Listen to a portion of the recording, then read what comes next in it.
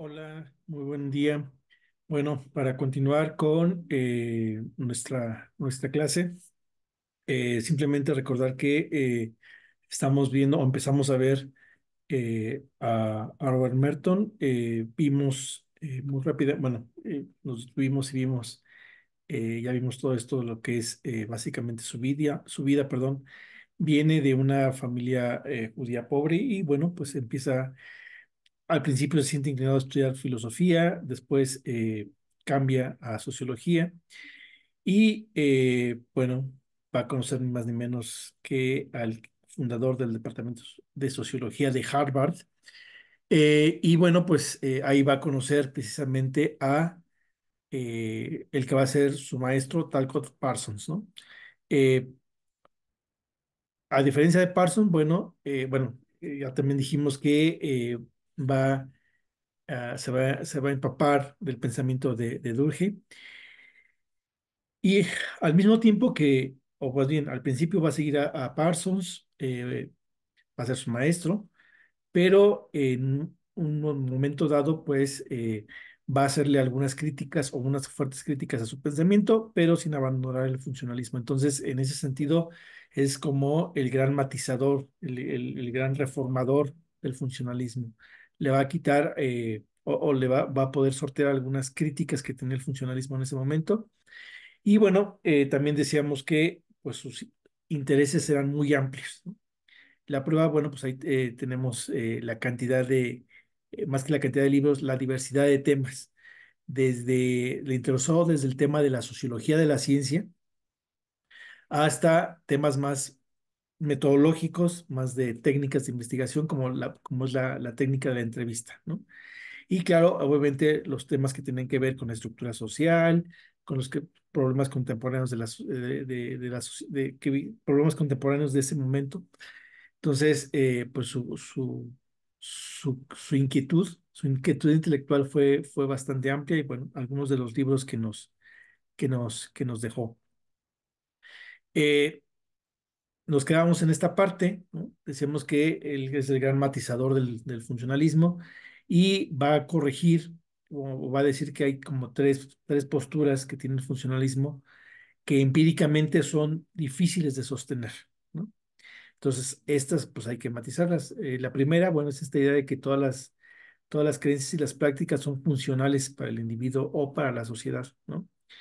Y bueno, ya dijimos que esto solamente puede ser aplicado en las sociedades primitivas, pequeñas, o con un grado de desarrollo o un grado de diferenciación menor, porque ya en las sociedades más diferenciadas, más modernas, es mucho más complicado esta idea de que todas las prácticas son funcionales para el individuo o para la sociedad, ¿no? Junto con esto, viene la segunda crítica que hace, que no necesariamente todas estas estructuras que son prácticas y que se encuentran ya como ideas estandarizadas son necesariamente tienen una función positiva. Puede haber ya prácticas estandarizadas o ideas estandarizadas que generen más conflicto que cuestiones positivas, ¿no? Y por ejemplo, bueno, él pone el ejemplo, me lo pone varios ejemplos. Yo les pongo aquí uno del nacionalismo que puede llevar al terrorismo. La medida que un nacionalismo se fanatiza, puede generar un terrorismo. O el que él pone, ¿no? Porque él se pregunta, bueno, en la cuestión de los afroamericanos, ¿por qué hay esta cuestión de racismo? O sea, es una práctica estandarizada, son ideas estandarizadas, pero, dice él, no, si nos quedamos con la idea antigua del funcionalismo, pues nos llevará a decir que finalmente eh, la discriminación racial tiene una función y que esta es positiva. Pero dicen, no, precisamente la discriminación racial es el ejemplo de que no, de que hay prácticas estandarizadas que no son necesariamente o cumplen una función positiva. Al contrario, dice, esta práctica le resta fuerza a una sociedad. Y bueno, de ahí se deriva la tercera, o sea, hay prácticas que no solamente no son positivas, sino que ni siquiera son indispensables, o ya sea que no sean positivas o que no son indispensables para el funcionamiento social, ¿no? Porque acuérdense que el funcionalismo, bueno, decía que toda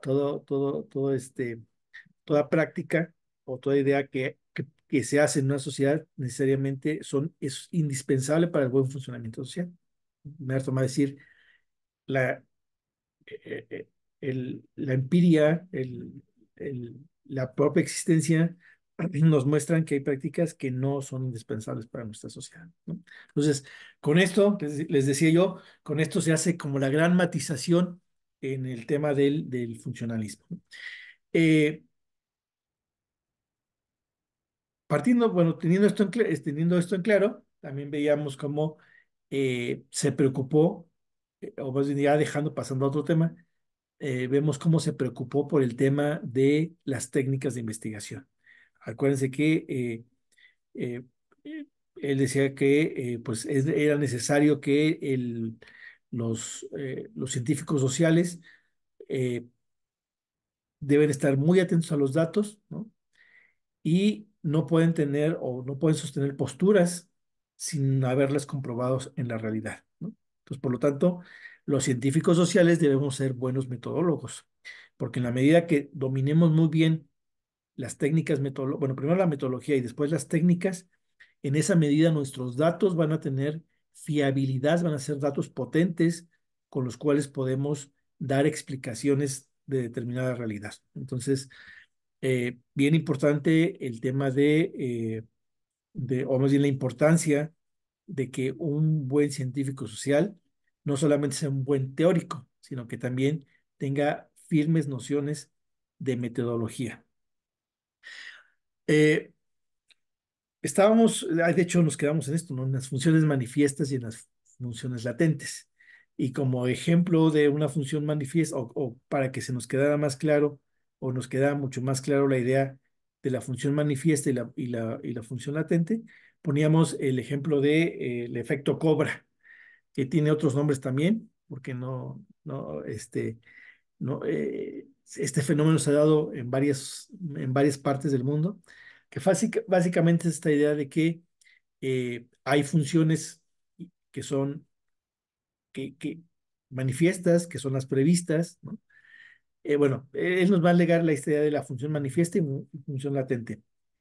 Dentro de las funciones manifiestas, bueno, y las dos pueden tener funciones, más bien las funciones manifiestas pueden ser previstas o no previstas.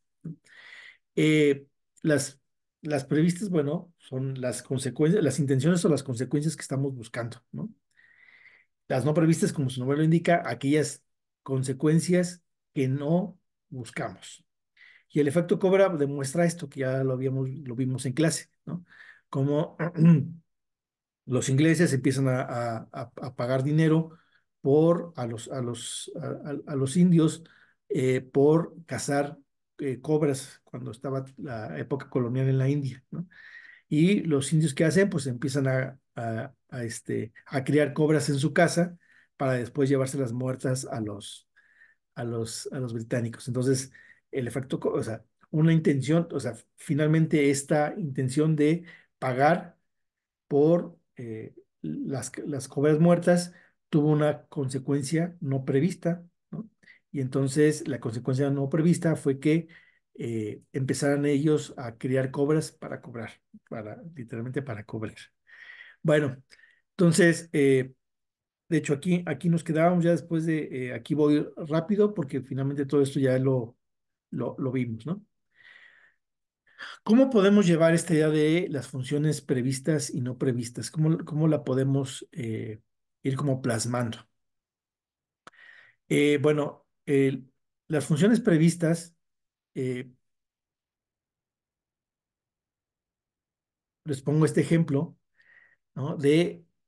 Vamos a suponer que hay una política a nivel municipal para disminuir los embarazos adolescentes, ¿no? Y entonces, bueno, ¿cuáles serían las funciones previstas de esta política? Bueno, pues obviamente disminuir los riesgos físicos, eh, para las madres y para los no nacidos, ¿no? Para los fetos, ¿no? Para los bebés. Entonces, se disminuyen los riesgos. Y también hay se puede argumentar o se puede decir que finalmente también cumple una función social, ¿no? El disminuir los embarazos adolescentes porque limita o disminuye la probabilidad en la medida en que eh, menos mujeres adolescentes se embaracen, las probabilidades de que abandonen la escuela también se reducen, ¿no? Entonces, por lo tanto, estas serían nuestras funciones manifiestas y no, perdón, nuestras funciones previstas. Eh, Junto con estas pueden venir una función no prevista, ¿no? Como el hecho de que se disminuyan los costes de salud, ¿no?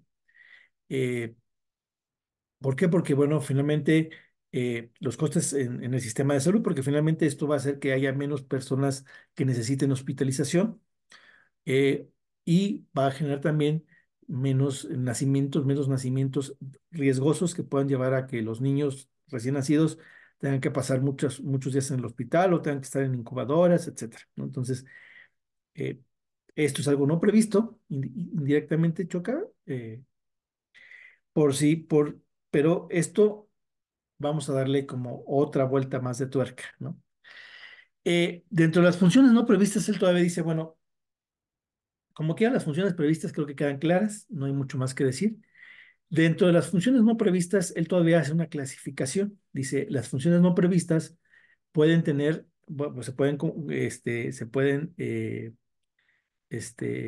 clasificar en funciones latentes y, bueno, en tres disfunciones latentes o consecuencias no funcionales. Pero bueno, esta última no le vamos a hacer mucho caso porque eh, no, empíricamente no tiene mucho sentido. Vamos a concentrarnos en las funciones latentes y las disfunciones latentes, ¿no? Eh, ¿Cómo podemos explicar esto dentro de las funciones no previstas, las funciones latentes y las disfunciones latentes? Bueno, una forma de explicarlo esto es con este ejemplo.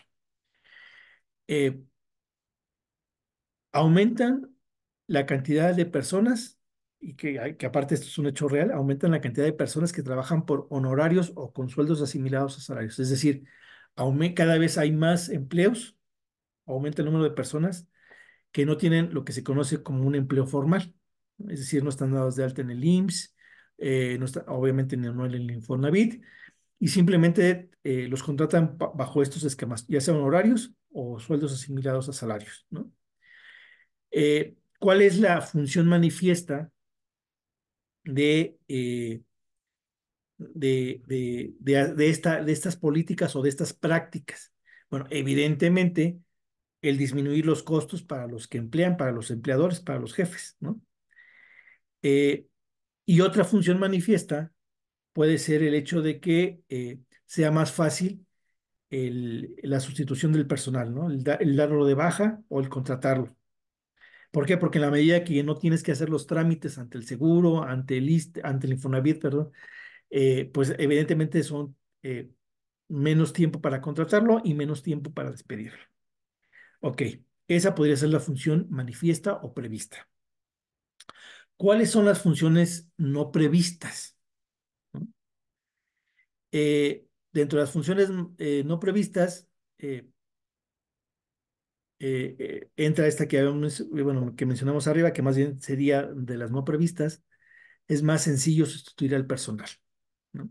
Esa sería una función latente no prevista. Una disfunción latente dentro de este modelo, bueno, es que aumenta la desigualdad porque hay una mayor diferencia entre los que tienen seguridad social y los que no la tienen, ¿no? Y no solamente eso, sino que a la larga, en el momento de llegar a la vejez, los que tienen seguridad social van a tener una mejor calidad de vida en cuanto que tienen seguro, un seguro médico, un seguro social, aunque funcione mal, tienen un seguro médico y tienen una pensión. Y las probabilidades de que tengan pensión aquellos que durante toda su vida estuvieron contratados como asimilados a salarios honorarios, pues disminuye bastante, ¿no? Entonces, por lo tanto, esta sería la disfunción latente, ¿no? Eh,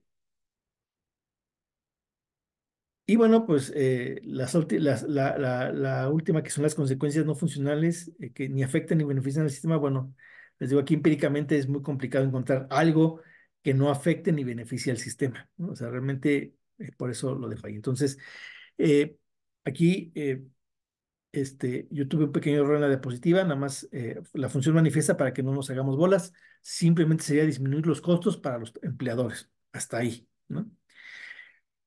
La función latente, pues tiene que ver que con las funciones no previstas, es que no solamente se disminuye el costo, sino que me es más fácil, si yo soy empleador, dar de baja o contratar en trabajadores, ¿no? Pero esto, pues, crea una disfunción, ¿no? Porque aparte de las desigualdades en el presente, crea desigualdades en el futuro, ¿no? Y nos genera una población cada vez más empobrecida. Eh, Creo que, espero que con esto como que vaya quedando claro. Y si no, tenemos otro ejemplo más, ¿no? Eh, que también es de la vida real, ¿no? Este programa que impulsó el actual gobierno federal, que se llama Sembrando Vida, ¿no? ¿Cuál era la función manifiesta o prevista? Pues era que los campesinos tuvieran una fuente de ingresos y que supuestamente se reforestara el campo mexicano, ¿no? Entonces, acuérdense que este programa Sembrando Vida es, a los campesinos se les paga porque siembren árboles frutales, ¿no? Eh, ¿Cuáles fueron las funciones no previstas que ya se viven actualmente? Bueno, si nos vamos a las funciones latentes, bueno, que hubo una afiliación masiva al programa. Entonces, evidentemente todos querían este, afiliarse a ese programa, ¿no? Y rebasó los presupuestos que se tenían para él. Es algo no previsto. Las funciones, ¿qué generó esto? Pues una disfunción latente, ¿no? Que los ambientalistas nos dicen que hay en los lugares donde se está usando esto de manera masiva, donde está el programa de manera masiva, que es hacia el sur del país, pues hay una pérdida de la diversidad biológica. En lugar de haber una reforestación, hay una deforestación porque los campesinos empezaron a quemar, bueno, a tirar árboles para sembrar los árboles frutales y que les pagaran, ¿no? Un poco parecido al efecto cobra que acabamos de ver. Y también un debilitamiento de organizaciones comunitarias, porque los programas eran directamente, o la entrega de recursos era directamente del gobierno federal al beneficiario. Entonces, por lo tanto, si había eh, ejidos o organizaciones ejidales, ¿no? O organizaciones campesinas de otro tipo, bueno, pues entonces los campesinos dijeron, no, pues ya no sigo perteneciendo a esta, o ya no le hago tanto caso a mi pertenencia a este ejido o esta organización. ¿Por qué? Porque directamente el dinero ya me lo dan a mí, ¿no? Entonces, a la larga, esto genera problemas porque rompe el tejido social, ¿no? Bueno, y todo esto que les digo, no me lo saqué de la manga. Ahí tienen en YouTube hay todo un video donde se juntan especialistas y dialogan durante un buen rato sobre cómo impactó o cómo está impactando la realidad, ¿no? Entonces, bueno, con esto creo que queda claro esta idea de que hay funciones manifiestas, hay funciones no previstas y que las funciones no previstas dividen en funciones latentes, ¿no? Y hay también una disfunción latente, ¿no? Eh, Esto es una de las grandes ideas que nos permite hacer análisis.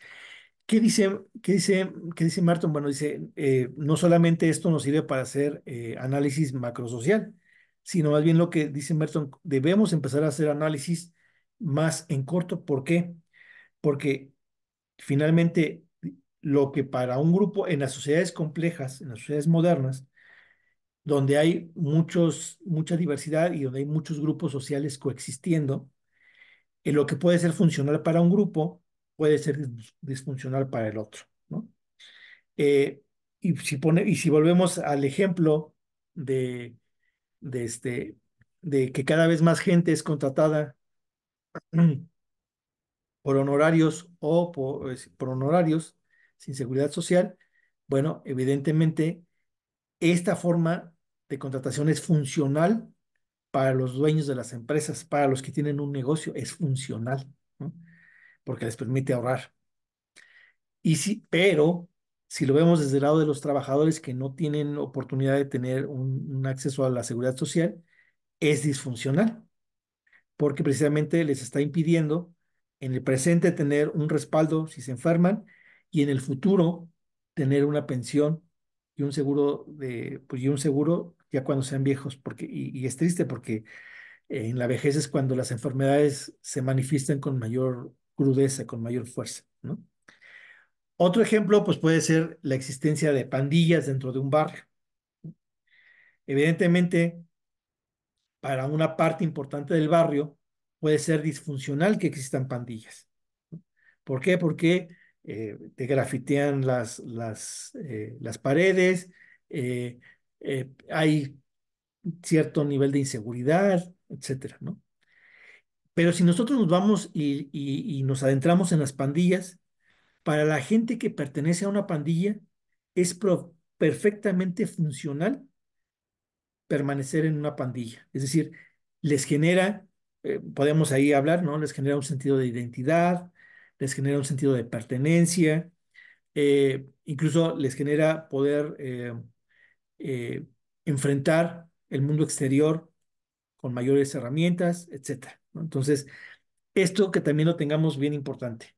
En nuestras sociedades complejas, lo que puede ser funcional para un grupo puede ser disfuncional para el otro, ¿no? Y entonces lo que tendríamos que hacer es ver, tener la amplitud de miras para ver en su conjunto todo el problema, ¿no? Finalmente eso es ver toda la situación en su conjunto. Eh, y eh, en esto, el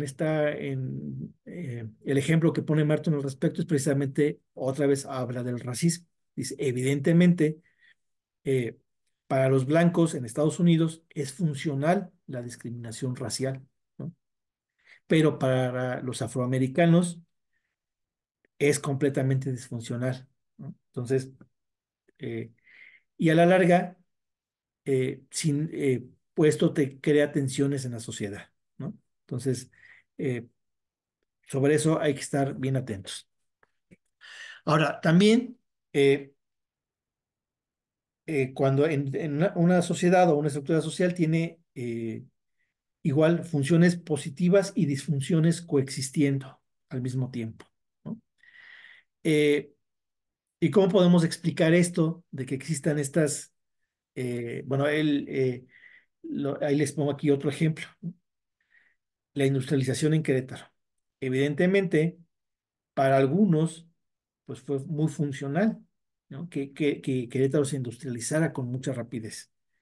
Pues para quienes, en primera, para los empresarios, ¿no? Para los gobiernos, porque estaban generando empleos, primero para la gente que vivía en Querétaro, eh, y podían presumir de que estaban llevando a Querétaro al desarrollo, ¿no? Cuando esta idea del desarrollo tenía mucho valor, era muy querida, era muy buscada, bueno, sigue siendo buscada, ¿no? Y evidentemente para las cadenas productivas, ¿no? Es decir, para las, no sé, para las armadoras que estaban ya en el norte del país, pues el hecho de que hubiera empresas produciendo lo que antes tenían que comprar en Corea o en Japón, sí, en Corea, que ahora lo compraran en una empresa que está a 400, 600, 700 kilómetros de distancia, ¿no? Pues ya es mucho menor. Entonces, evidentemente las cadenas productivas ahorran costos, ¿no? Sin embargo, esto que fue muy funcional para muchos sectores también fue disfuncional para otros, ¿no? En primera, para toda la cuestión campesina, pues fue profundamente disfuncional, ¿no? Agraria más que campesina. ¿Por qué? Porque eh, ejidos completos, pues acabaron siendo parques industriales, ¿no? Y entonces, eh, generaciones que habían aprendido a trabajar la tierra, pues ahora se enfrentaban a que ya no podían trabajar la tierra, ¿no? Obviamente los oficios tradicionales, ¿no? También ante este proceso de industrialización, pues hay oficios que, bueno, oficios tradicionales, los pequeños talleres, este, eh, pues también se vieron lastimados y fracturados, ¿no? Entonces, esta idea precisamente, para explicar esto que estoy diciendo, Merton propuso el tema o el concepto de saldo neto, ¿no? Que era, en un primer momento decía, bueno, lo que tendríamos que hacer es sumar lo positivo y lo negativo y ver qué prevalece ante un fenómeno social, ver sus funciones manifiestas, sus funciones eh, positivas y sus disfunciones y ver qué prevalece. Evidentemente se dio cuenta que pues esto era muy complejo porque un fenómeno social no se puede reducir a valores matemáticos y no es tan fácil decir es que pesa más esto que lo otro, ¿no? O sea, es complejo. Piensen en lo que le estoy diciendo yo, la industrialización en Querétaro. O sea, ¿qué pesa más? ¿Qué es más importante? O sea, objetivamente, ¿cómo podemos comprobar que es más importante que, los ejidos terminen convertidos en parques industriales, ¿no? O sea, eso es más importante, pesa más que los campesinos tengan en dónde producir, ¿no? Es complejo. Entonces, precisamente lo que hace Merton es decir, bueno, más bien lo que habría que hacer, como no podemos hacer estas comparaciones, dice, habría que analizar los distintos grupos, ¿no? Y entonces, pues, eh, volvemos al ejemplo de Querétaro, ¿no? De la industrialización en Querétaro. Eh, Habría que ver a cada grupo social qué aspectos positivos o negativos le generó, pero por grupo social, ¿no? Entonces, ahora sí, podemos ver a los empresarios qué les generó positivo, ¿no? A los gobiernos qué les generó positivo, a los campesinos qué les generó, si fue positivo o negativo, y clases medias, clases pobres. O sea, tendríamos que irnos así, ya sea por clase social o por actividad económica, ¿no? Si se fijan, aquí al hablar de grupo social, estamos hablando, pues ahora sí, más bien el observador, el investigador es el que tendría que especificar sus tipos de grupos, ¿no? Y a partir de eso podemos decir jóvenes, ¿no? Jóvenes clase media, fíjense hasta dónde podemos, ¿no? Jóvenes clase baja, eh, o sea, podemos ir una multiplicidad de grupos. Entonces, lo que propone Merton, vuelvo a decir, es ir revisando grupo por grupo qué aspectos, qué función o qué disfunción le genera un fenómeno social, ¿no? Eh, y esto, pues, ya estamos hablando aquí de análisis ya no macro sociales, sino ya análisis de término medio o incluso ya análisis, si nos vamos a grupos muy pequeños, incluso análisis microsociales, ¿no? Bueno, entonces, hasta aquí dejamos ya el tema de las funciones manifiestas, las funciones latentes, las disfunciones, eh, y cómo propone Merton ir analizando un fenómeno social en viendo cómo cada grupo qué beneficios o qué funciones o disfunciones le genera a cada grupo un fenómeno social, ¿no? Para poder tener una visión más o menos clara. Y entramos ya a otro gran tema del señor Merton, que es el tema de la anomia. Cómo la anomia y la adaptación. ¿Cómo poder explicar este tema de la anomia y de la adaptación? Bueno, eh, Merton empieza diciendo que pues hay estructuras sociales y esas estructuras sociales nos ponen metas culturales, así le llama a él, ¿no? Aquellas cosas que se supone que un individuo en cierta posición de la estructura social está obligado a alcanzar, ¿no? Esas serían las metas culturales. Y también la estructura social nos da normas institucionales, ¿no? Parte de esas normas institucionales es aquellos aquellos medios que son lícitos o aceptados por esa estructura social para alcanzar las metas culturales, ¿no? Entonces, no puedo alcanzar mis metas culturales, perdón, de cualquier manera. Tengo que hacerlo por las normas, por las vías institucionales, ¿no? Bueno, aquí ya está un poco más definido, ¿no? Metas culturales básicamente son los propósitos o intereses culturalmente definidos y aceptados como legítimos, ¿no? Propósitos e intereses. En otras palabras, es el marco de referencia para la aspiración social, ¿no? Lo que les decía, hasta yo que estoy en cierta posición dentro de la estructura social, ¿qué es lo que yo aspiro? ¿Hasta qué punto yo puedo aspirar? ¿O qué es lo que la sociedad espera que yo alcance a llegar? La meta a la que yo pueda llegar, ¿no? Y luego, pues están las normas institucionales que ya les decía, básicamente son los modos socialmente aceptados para poder alcanzar las metas culturales, ¿no? Y estos modos que son aceptables socialmente no necesariamente son los más eficaces desde el punto de vista técnico, ¿no?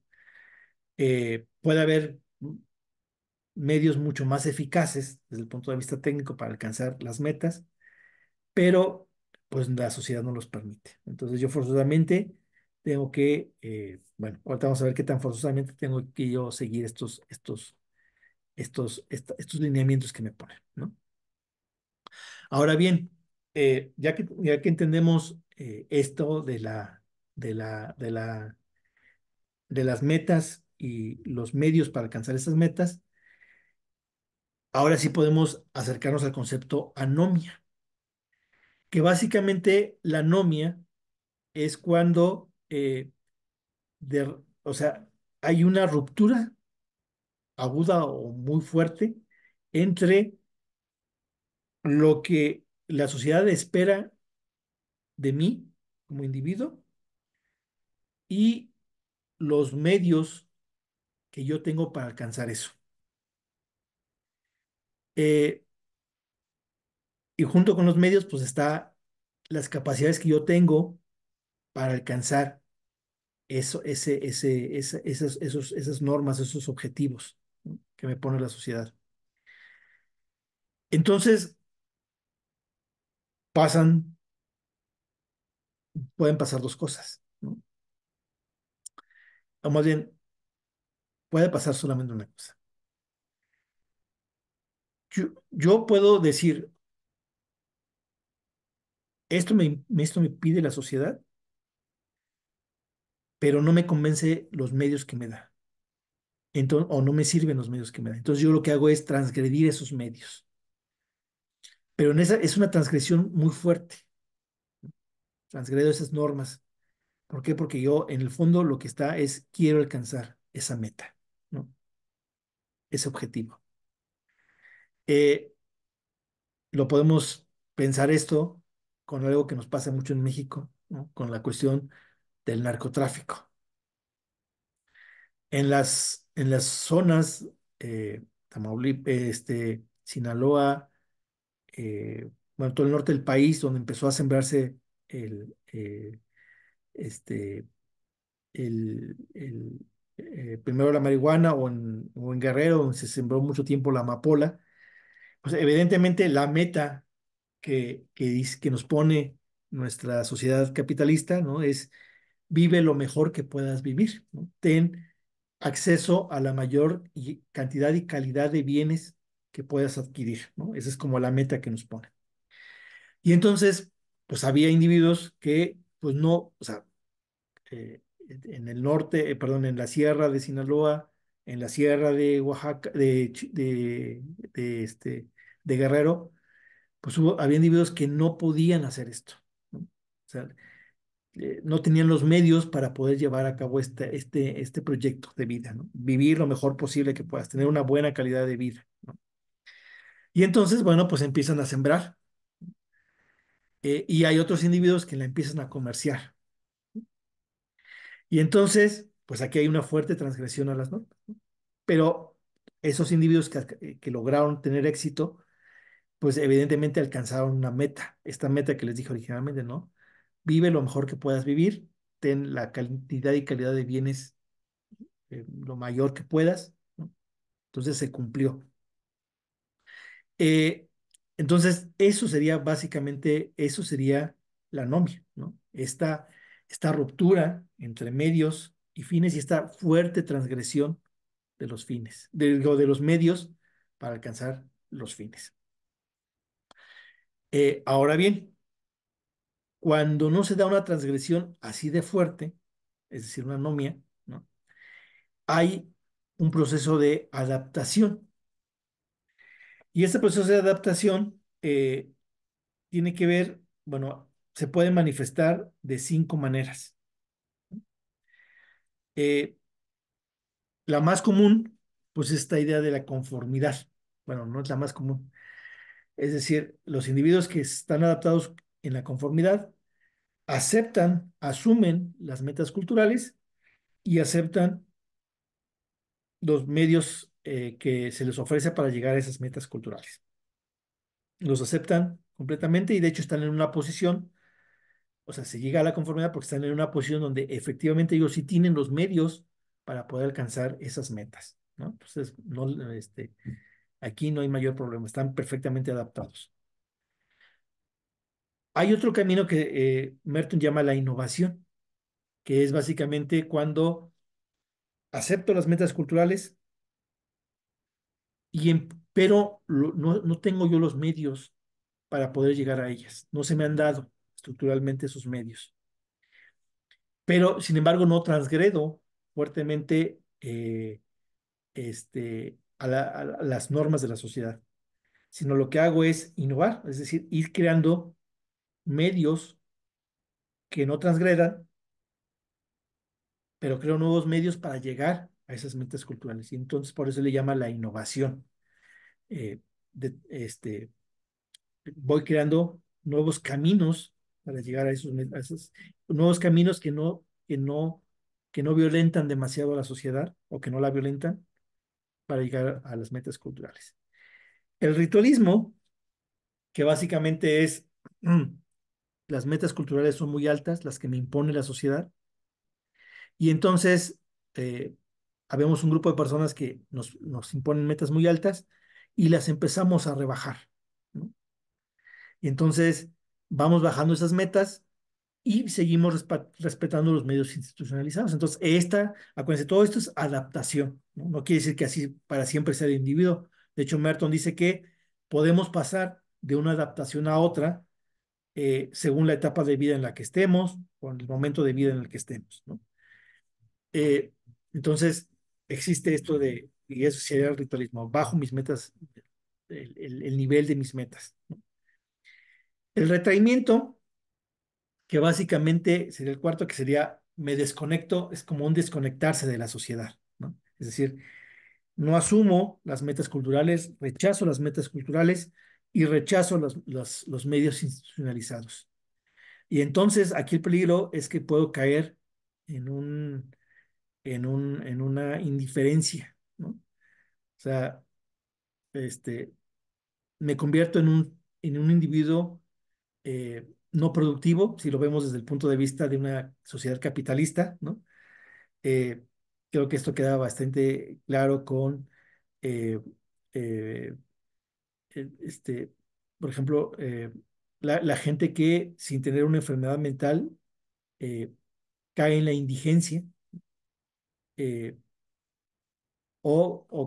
sí, en la indigencia, ¿no? Es decir, eh, renuncian a metas culturales, renuncian a medios institucionalizados y viven prácticamente al margen de la sociedad, ¿no? Es terrible, pero pues, es una forma, dice, bueno, aquí Merton dice, realmente es un no vivir en la sociedad, pero es una adaptación. Y finalmente, dice Merton, el más interesante para Merton va a ser el tema de la rebelión, ¿no? Los rebeldes, bueno, entendido así desde este concepto, desde esta idea, eh, rechazan, pero al mismo tiempo proponen, o sea, rechazan metas, pero al mismo tiempo proponen otras metas. Rechazan los medios que les da la estructura social, pero al mismo tiempo proponen otros medios. ¿Y qué dice Merton de los rebeldes? Dice, bueno, si los rebeldes se organizan, ¿no? Realmente puede haber un potencial de cambio. Dice, lamentablemente, los rebeldes son los menos, ¿no?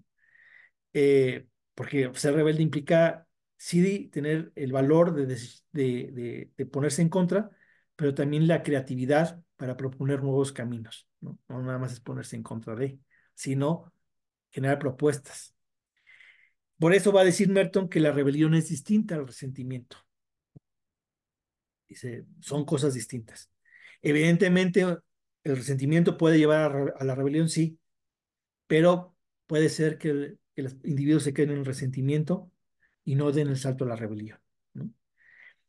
Y la rebelión, bueno, pues ya les decía yo, implica es ese reto, es esa cuestión de cambiar las metas, ¿no? Eh, y aquí, en este cambiar las metas, es una de las formas en las que Merton explica el cambio social, ¿no? Eh, en la medida en que los individuos estos individuos rebeldes estén organizados y le retiren su apoyo a la estructura social, eh, o sea, ese es el primer paso. Y el segundo paso es ir generando, él le llama una nueva estructura con un mito diferente, ¿no? Así le pone mito. Eh, y entonces, este nuevo mito debe ser capaz de darle una respuesta y generar un sentimiento de identificación entre esos rebeldes, ¿no? Eh, y transmitir la idea de que la frustración terminará con ese cambio, ¿no? Con ese cambio de... eh, entonces, esos, eso sería el cambio, ¿no? Eh, Imaginen ustedes, o sea, bueno, es imposible hacerlo en esta sociedad capitalista en la que vivimos, pero eh, imaginen ustedes todas estos individuos que rechazan muchas prácticas del capitalismo. Si se pudieran organizar, si se pudiera generar un mito diferente, evidentemente podríamos transitar a otro tipo de capitalismo, ¿no? O de plano destruir el capitalismo, que sería básicamente pues sí, en la medida en que se modifica radicalmente el capitalismo o se le destruya, en esa medida habría un cambio, ¿no? Pero acuérdense, se tiene que generar irse generando una estructura, y al decir estructura estamos diciendo, se tienen que estar generando normas, nuevas metas, ¿no? Y este del mito, tienen que creer firmemente en que esta nueva estructura es posible y es viable. Entonces, en ese sentido, bueno, los cambios macro pueden tardar mucho, pero sí son posibles de darse, ¿no? Eh, Ustedes piensen en qué cambios, y lo comentamos en clase, qué cambios se necesitan y cómo pensar esta idea de unas nuevas estructuras y unos nuevos relatos para esos cambios. Eh, ya finalmente para ir terminando, bueno, tenemos que decir que pues el gran mérito de Parsons, de Merton, es que sin abandonar el funcionalismo de Parsons, lo va matizando y le va dando conceptos que lo hacen menos rígidos, ¿no? Y que le va dando viabilidad empírica en el sentido que nos permiten explicar fenómenos de la sociedad con mucho mayor rigurosidad, ¿no? Que esta idea de las funciones manifiestas y latentes nos genera nuevas categorías para ir viendo las acciones, ya sea intencionadas o no intencionadas, del actuar social, de los actores sociales, ¿no? Podemos ir con esta categoría, ¿no? Ir viendo en los actores sociales qué consecuencias manifiestas y qué consecuencias latentes traen sus acciones, ¿no? Y esto lo podemos ver en un movimiento social, lo podemos ver en una elección como la que acabamos de vivir en la UAC, ¿no? O sea, todo fenómeno social podemos verlo desde esta perspectiva, ¿no? Una política dentro de una empresa, ¿no? no solamente las políticas públicas, sino los lineamientos dentro de una empresa, qué funciones manifiestas y qué funciones latentes nos genera, ¿no? Eso es interesante. Eh, y también, pues el hecho de que nos recuerda Merton que el buen científico social debe estar atento a tener buenos datos empíricos, al decir que son buenos datos empíricos que estén construidos a través de metodologías y de técnica, y bueno, primero una metodología bien hecha y luego una técnica de investigación bien aplicada, y a partir de ahí, pues ya generar propuestas e ideas.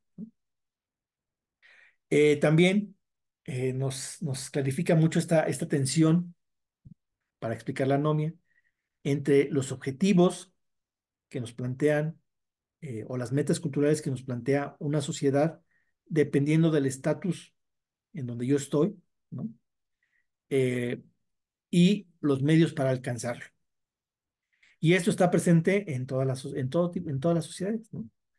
Y entonces el asunto ahí es cómo yo voy alcanzando estos, ¿no? O bueno, si yo tengo las condiciones, si no tengo las condiciones, o caigo en la anomia, o si no, tengo 5 formas para adaptarme, 4 formas para adaptar, ¿no?